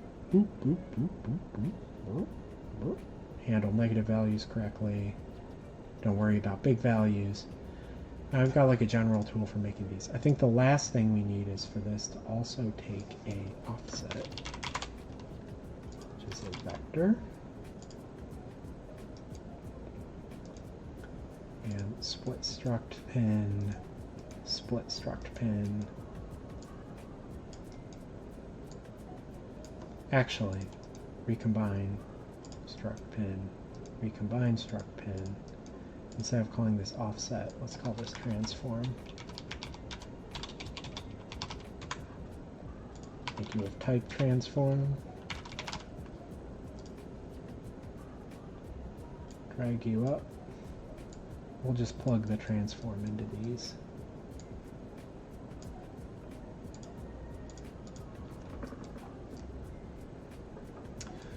Cool. It's kind of gunky, but I'm at least hiding it in a box here. So, the reason that we went to all that trouble is I can now bring this code back. Excuse me. But crucially, oh, now after this we can bring that remap back. Remap 0 to 1. Yeah, that's what this was doing.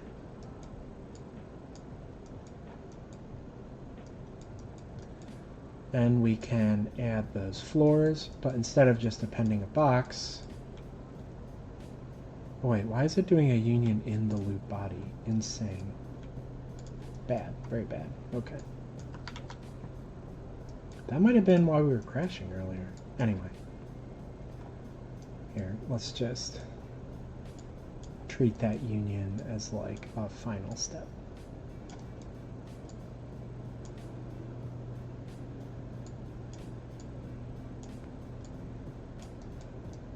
It's really weird that I put all my finally stuff above it, but whatever. We'll clean this up later. So now instead of appending a box, I want to append the side bevel. So we have the same location Z, we have the same dimension X, we have the same dimension Y, we have the same dimension Z, but we're going to put that bevel amount in.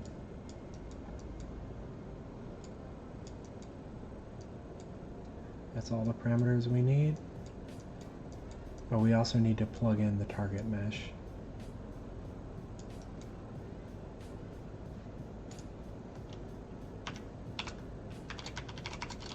Too many things are called target mesh. What else did we have here? Okay, everything's plugged in except for this arrow. So now we recompile and it's unhappy.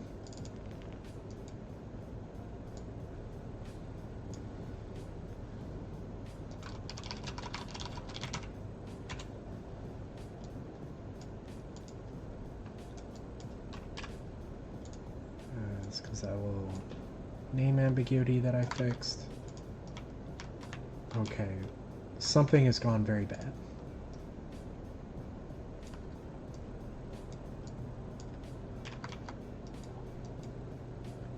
Here, let me just try and pull this all the way over. Maybe it does need to be that way.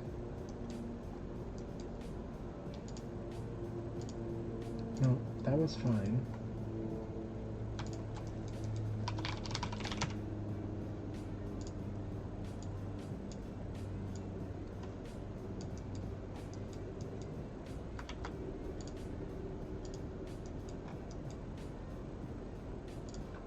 Yeah, let's set the bevel to -1 so we just have cubes.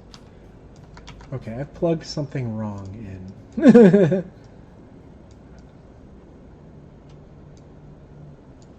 Is it this self-union? Messing stuff up? It is. Don't like that. Okay. Well, in any event,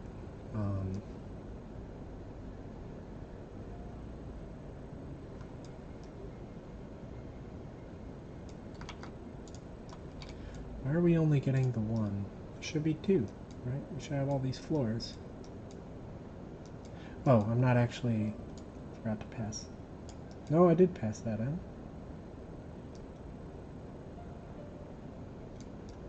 Transform size, XYZ. Oh, this is passed into scale. Whoops. That's what the problem was. Now I'm passing it fully into location.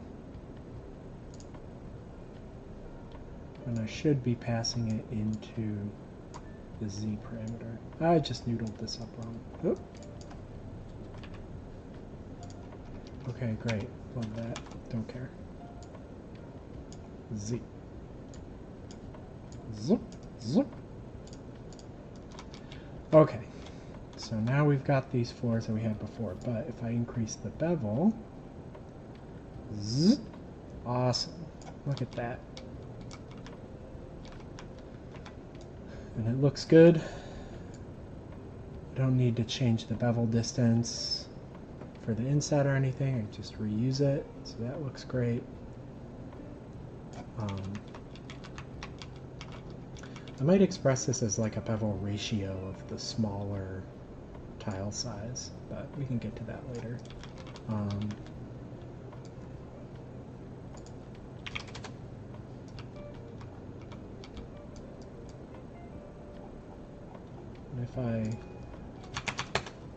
if we go put this at the origin, we can look at,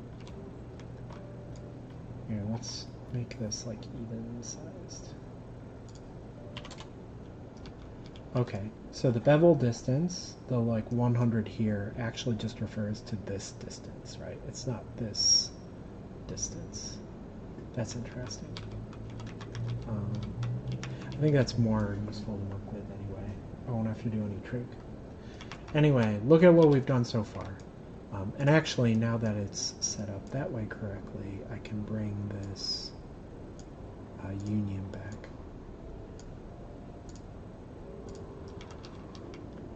Great. So I look inside of here, everything's great. Look outside of here, everything's great. So like, what have we accomplished so far? We've got this like central column to the building. We have these balconies for the building. We can change how much those balconies are inset. Actually, I think this union is slowing it down a little bit, so we might make that like a branch.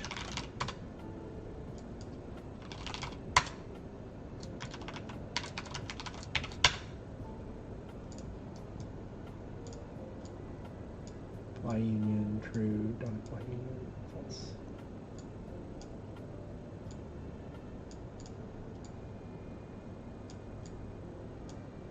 Zip. Zip. Zip.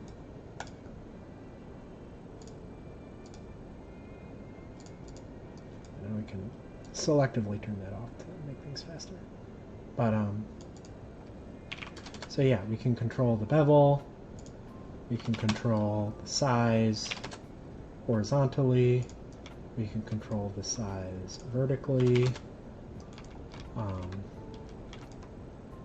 And before we export, I can, uh-oh. Man, I hope I saved. I just clicked the bad button. Oh, okay. It took a while, but it worked. So we can, in fact, you know, generate all this. Turn that off. Cool. So now you can see I've got some like color changes going on just from my shaders. But 25 floors actually isn't that many floors. That's kind of bothersome that that actually causes slowdown at that level. But So this reproduces everything that I was doing before, but it's doing it in a much more clever way that I can now transform in some interesting ways. So let's look into that. Let's move all this stuff out of the way. Oh, moved it a little too far.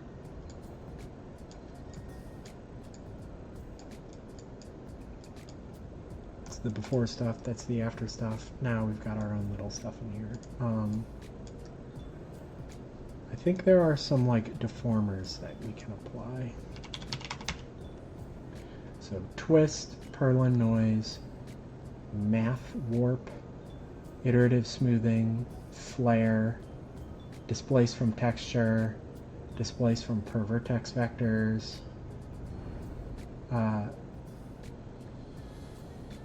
add vectors in vector list scaled by magnitude to the vertex positions of the target mix. Okay.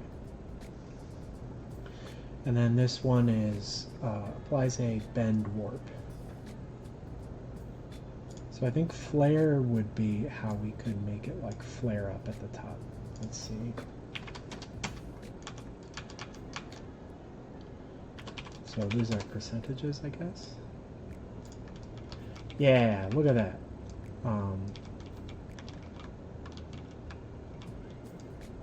Here, let's expose. Let's just make a new property. Call it flare percent.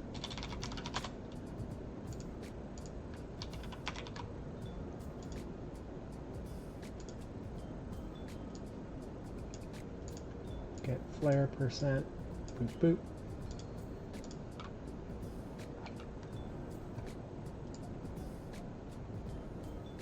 Well, that's interesting. It's not just like a linear thing. It's actually got like a nonlinear character to it. We could actually do separate flares.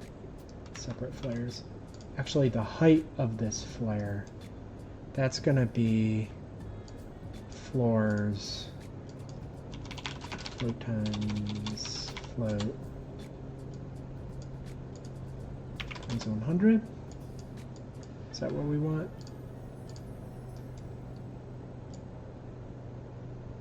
We kind of want it to extend a little further.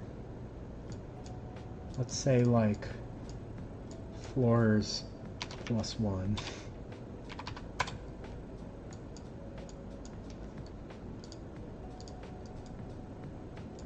There we go. It'll extend all the way to the top. Yeah, so then we can also, I guess, go in. Oh, I wonder if it's getting small enough that the Boolean... Oh, no, that's not the union. Okay, that's annoying. I wonder what's causing those to go in like that.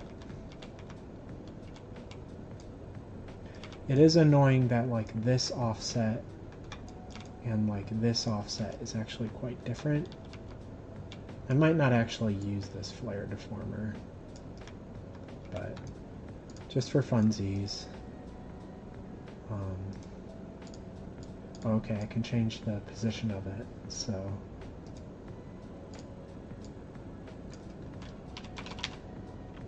let's see, float times float. Can add a new parameter, call it flare height ratio.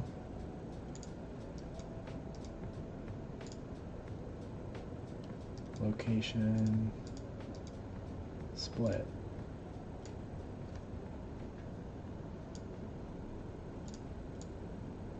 Put that on the Z. So we can actually move the flare up.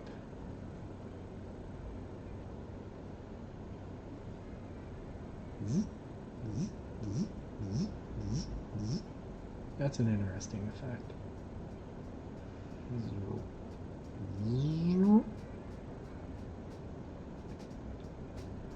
Yeah, I don't actually, I think I just want one that like is linear, but maybe there's a different way to do that. I need to think about this.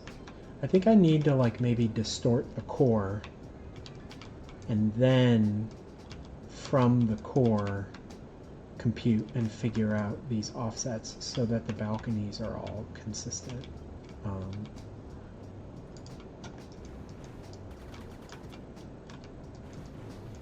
It does make for a more striking building.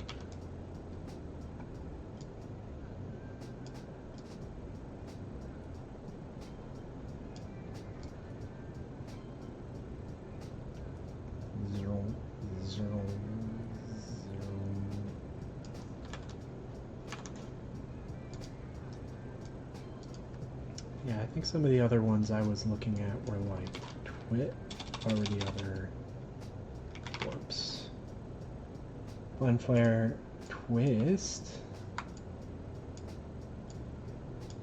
So if we did the Twist one,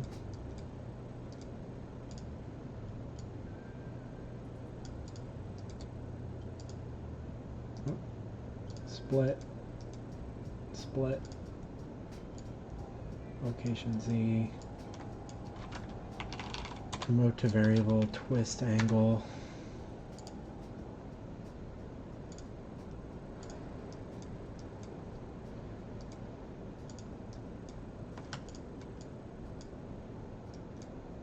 what has this got? We got location Z, oh, and then we need this extent plugged in.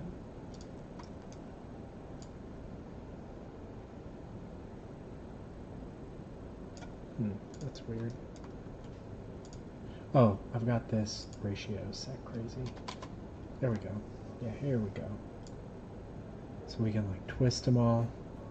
Yeah, it's the same thing as before where the ones, it looks like on the inside it's receiving less of the deformation than the outside. Or maybe it's, oh, actually it's because there isn't a lot of detail on the inside. Let's go back to our bevel doogus. Let's add another parameter here. That's an integer. We'll call it height subdiv. Put that into steps Z when we append these boxes. And then back here, when we append the initial box, do the number. Sorry, buddy. So I think this, yeah, this creates a bunch of additional geometry inside so that that core can be deformed. Although it looks like it's not synced up. Does it need to be floors +1?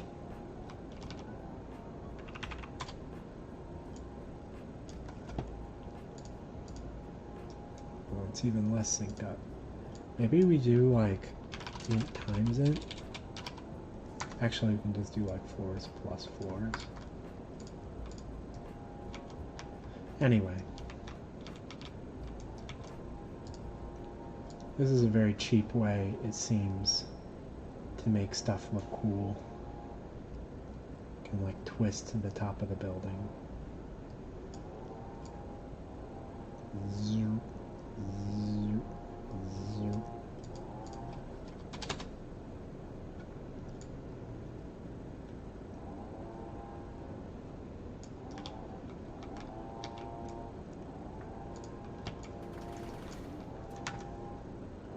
Yeah, I wonder if we combine the twist and the flare, what would that be like?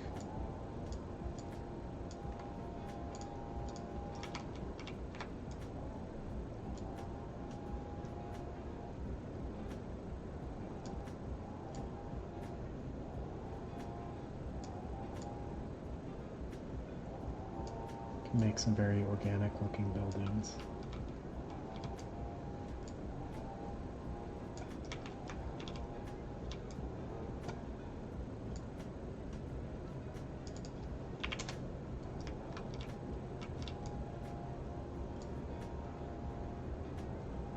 Shrink this down.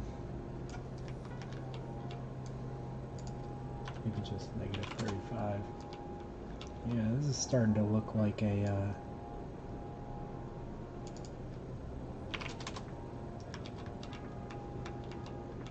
in like a more modern building. And everything else is still parameterized, right? So I can like still adjust this bevel amount. Give it like a really sharp bevel on there, or give it like a really intense bevel.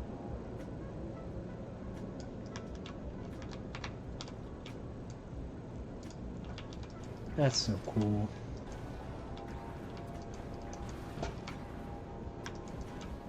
Okay, that'll add a lot of like intrinsic interest to certain buildings.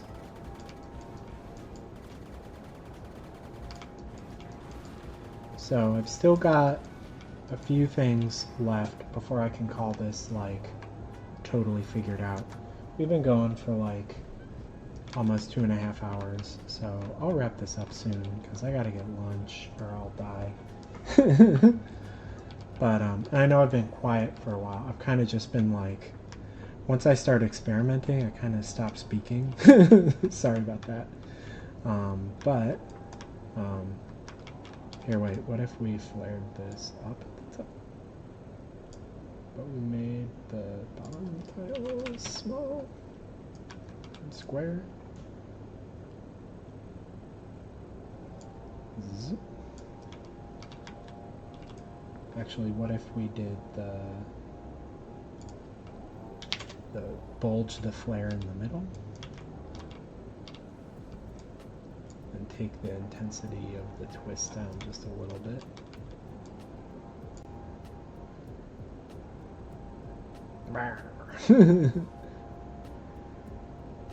Yeah, I mean, even when it's subtle, it's still interesting.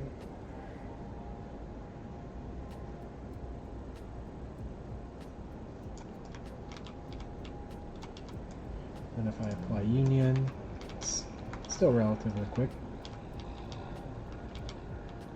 When we look inside, it's all nice and simple. I can adjust the inset to maybe just be like 10 meters. So, there we go. That's a kind of like cool building. It looks kind of modernist. It gets away from the like rectangularity of everything. So I think the last things we need to do, oh hey buddy, are you being cute for the camera? What a good cat.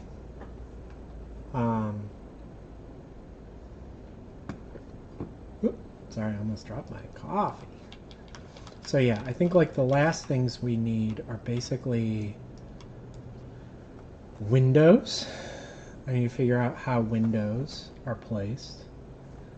And then collision. Because right now the collision, like I said, is just the render collision, but I think this is actually pretty dense, right? Like if we look at this in wireframe, well, it doesn't have that much collision, but it's still probably like in some of these places a little annoying. Like they have some very thin faces down here, which could be a problem.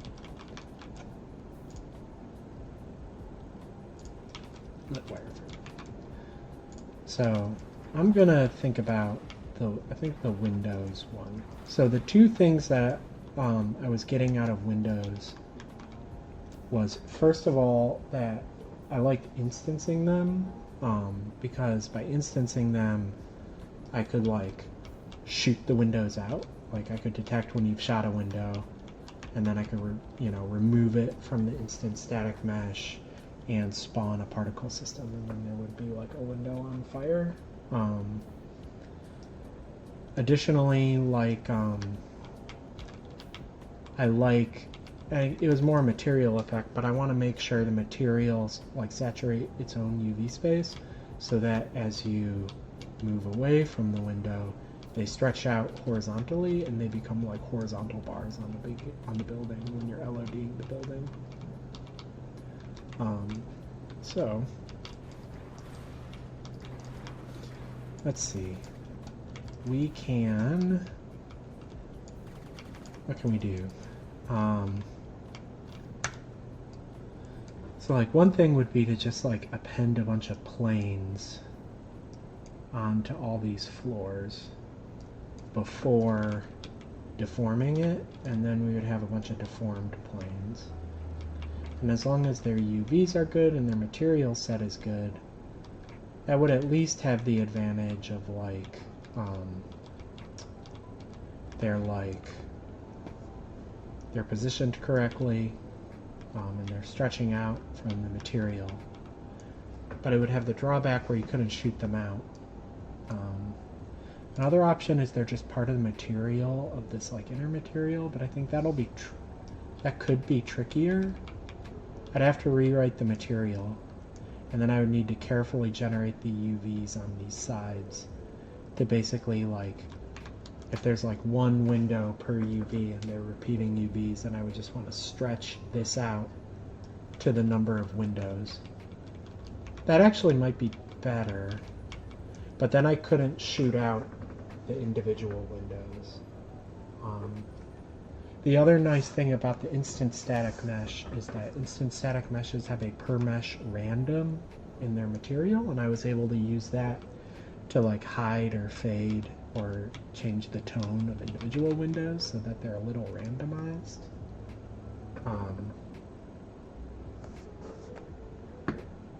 I suppose I could still do sort of something like that. I don't know.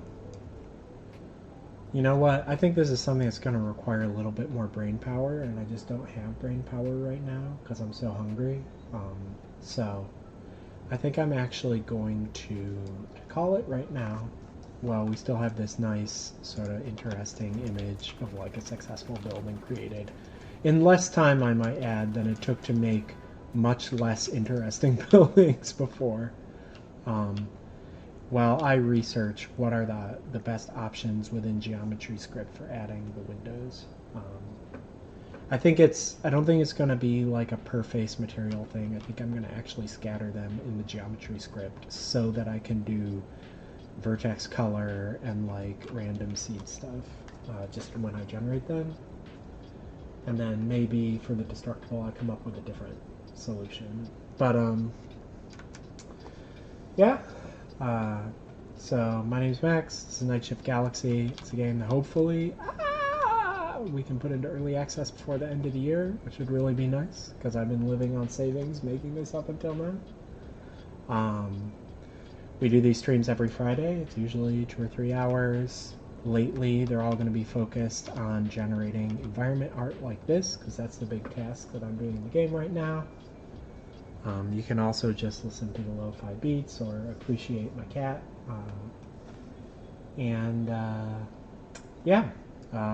Follow me on Twitter at Zulupus or at Tiny Galactic Games. I'm also on Blue Sky, TikTok, YouTube. Just search Tiny Galactic Games. You should find us. Google Nightshift Galaxy, Steam, find the Steam page, wishlist it, wishlist early, wishlist often, recommend it to your friends. And on our Twitter feed, there's also in the description for this Twitch channel, there's a link to the Discord chat where we have just a rolling, ongoing AMA thread. Cool. I'll post some more stuff. I usually have some deep work after lunch after these streams, and then in the evening I'll post like a lot of the enhancements that I've done. Thanks for watching. Really appreciate it. And have a good afternoon. Have a good lunch. Love y'all. Bye.